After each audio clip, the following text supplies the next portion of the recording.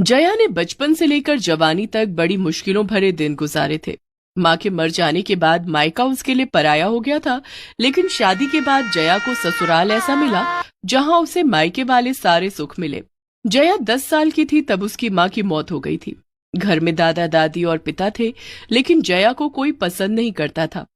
जया अपने घर वालों का प्यार पाने के लिए तरस गई थी।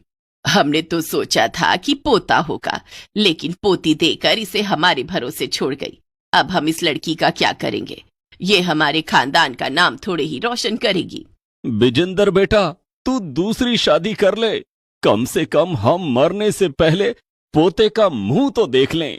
कैलाशी और विनोद के कहने पर जया के पिता ने दूसरी शादी कर ली। सौतेली माँ के आते ही जया के दुख भरे दिन शुरू हो गए। दादा दादी तो पहले ही नापसंद करते थे, पिता ने भी मुंह मोड़ लिया था। सौतेली माँ की पूछ घर में उस समय और बढ़ गई जब उन्होंने एक बेटे को जन्म दिया। 10 साल की जया को अपनी सौतेली माँ की तीमारदारी करने में लगा दिया गया। कहाँ जा रही है सुबह सुबह? दादी, मैं स्कूल जा रही हूँ। और यहाँ घर का काम कौन करेगा? हैं? तुझे भाई होने की खुशी नहीं है? चल जा, अपने भाई को तेल मालिश कर और उसे नहला धुला कर तैयार कर। छोटी सी जया बड़ों वाली जिम्मेदारी निभाने लगी। सारा दिन वो घर के बड़ों की सेवा करती रहती। सुबह 5 बजे उठ जाती और घर के सारे काम करती। किसी तरह पिता से मान मनोवल करके उसने 10वीं तक की पढ़ाई की। 10वीं पास करने के बाद, पिताजी, आगे की पढ़ाई के लिए मुझे कॉलेज में एडमिशन लेना है, उसके लिए पैसे चाहिए। क्या कहा? आगे की पढ़ाई करेगी हैं? सुन बिजेंदर, इसे कॉलेज भेजने की कोई जरूरत नहीं है। अब इसके हाथ पीले कर दे।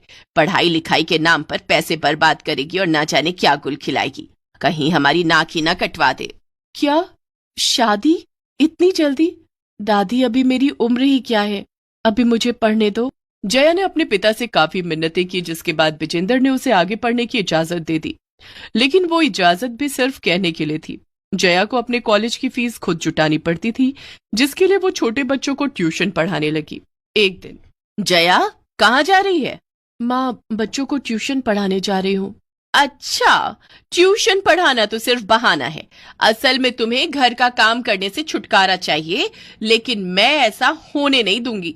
कल को तेरी शादी होगी तो ससुराल वाले कहेंगे कि माता पिता ने कुछ नहीं सिखाया। चल, पहले घर के सारे काम निपटा, उसके बाद ट्यूशन पढ़ाने जाना। लेकिन माँ, अगर मैं समय पर ट्यूशन पढ़ाने नहीं गई तो मेरा ये काम मुझसे छूट जाएगा। फिर कॉलेज की फीस भरने के लिए पैसे कहाँ से लाऊंगी? पिताजी तो मुझे पैसे देते नहीं है।